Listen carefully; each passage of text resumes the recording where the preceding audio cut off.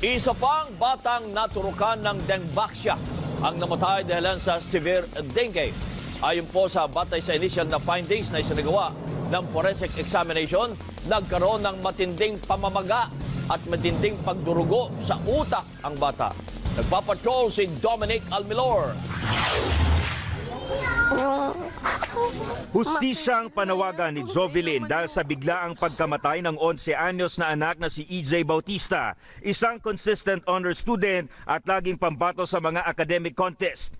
Namatay nitong Miyerkules si EJ dahil sa severe dengue, pero sinisisi ni Jovelyn ang naiturok na Dengvaxia sa anak noong August 2017. Batay sa isinagawang forensic examination, nagkaroon ng matinding pamamaga at pagdurugo sa internal organs at sa utak ni EJ. Our initial impression, the cause of death is brain hemorrhage.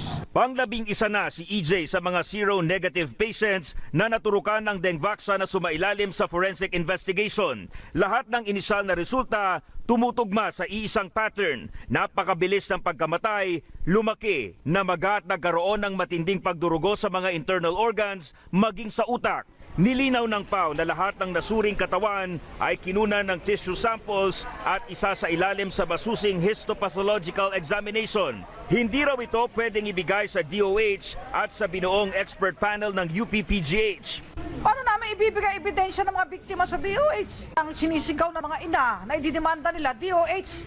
Aminado si Health Secretary Francisco Duque na tanging clinical records lang ng mga bata ang basehan ngayon ng kanilang mga eksperto. Kung hindi tumugma, hahanap tayo ulit ng panibagong third party, international panel of expert para lang talagang mabigyan ng kasiguraduhan ano ba talaga ang naging cause ng pagkamatay. Nagkadengue rin ang nakababatang kapatid ni EJ na si Ashley na nabakunahan din ng Dengvaxia. Pero ayon sa Philippine Children's Medical Center, wala nang dapat ipag-alala ang kanyang pamilya dahil naagapan naman at bumubuti na ang kanyang kondisyon. Tumataas na yung platelet count natin. Wala naman na siyang complain ng headache ngayon or masakit ang tiyan.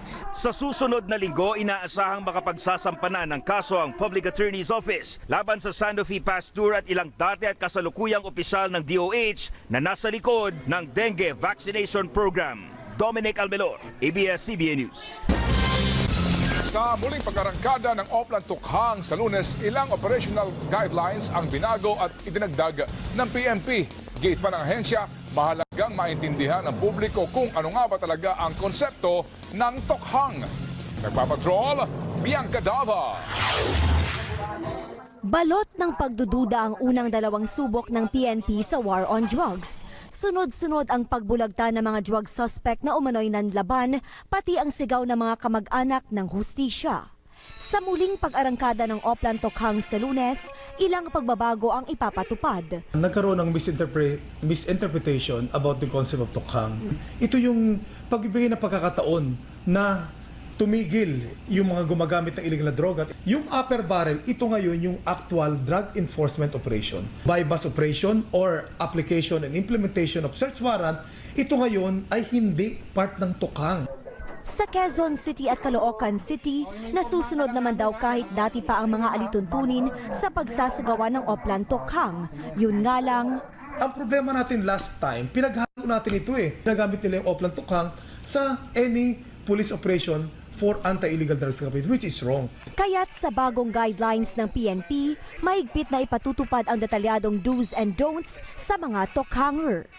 Magkakaroon ng tatlong bahagi ang Tukhang.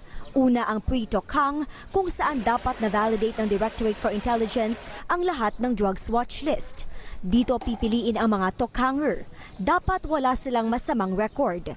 Pamumunuan sila ng Deputy Chief of Police. Bawal nang magtukhang sa gabi at tuwing weekend, mula alas 8 ng umaga hanggang alas 5 ng hapon na lang pwede. Hindi sila po pwedeng kumatok sa isang bahay na wala naman sa listahan noong provided ng BADAC para hindi ma-take advantage nga ng mga pulis na iba ang intensyon. Voluntaryo lang din dapat ang pagkuha ng mugshot at fingerprint sa mga susuko. Sa post-Tukhang, magkakaroon ng evaluation ng oversight Miti sa performance ng mga Tokhanger. Mahigpit namang ipatutupad ang one-strike policy. Si Bak, ang Chief of Police, oras na 2 sa kanyang precinct commanders ang lumabag sa guidelines. Si Bak din ang Provincial Director kapag 2 sa kanyang Chief of Police ang ma-relieve dahil sa kapabayaan. Si Bak din ang Regional Director, oras na ma-relieve ang 2 sa kanyang Provincial o City Directors. This will ensure that there is internal cleansing as well as disciplinary measures against erring policemen. Sa tulong ng bagong guidelines sa pagbabalik ng PNP sa war on drugs, umaasa ang lahat na wala ng dugong dumanak, wala ng buhay ang masasayang at wala ng taong magdududa. Bianca Dava, ABS-CBN News. 2 atletang Pinoy ang pasok na sa Winter Olympics na gaganapin sa Pyeongchang, South Korea. Pinakahuli ang figure skater na si Michael Martinez. Nagpapatrol, Dayan Castillejo. Pasok sa 2018 Winter Olympics. Ito ang good news na natanggap ng Pinoy figure skater Michael Martinez na nasa Los Angeles, California. Nagbukas ang isang slot sa Winter Games dahil hindi makapunta ang isang Swedish skater na nag-qualify. Nag-message po yung Philippine Olympic Committee and then ang federation natin, which is the Philippine Skating Union, nag-message sila sa akin, hey Michael, pasok ka! So I'm like, so happy hearing the news. And then tumakbo ako, nag-ready ako bigla, tumakbo ko sa ring. And then, ayun, sinabi ko personally sa coach ko and then he was very, very happy. Si Michael ang unang Pinoy figure skater na nakapasok sa Olympics noong 2014. Tuloy-tuloy daw ang kanyang training sa Amerika. My coaches, he has this other coaches that are helping me out to do the choreography side. And to make it to the finals, you have to be in the top... top 24. Do you know to make it to the final round.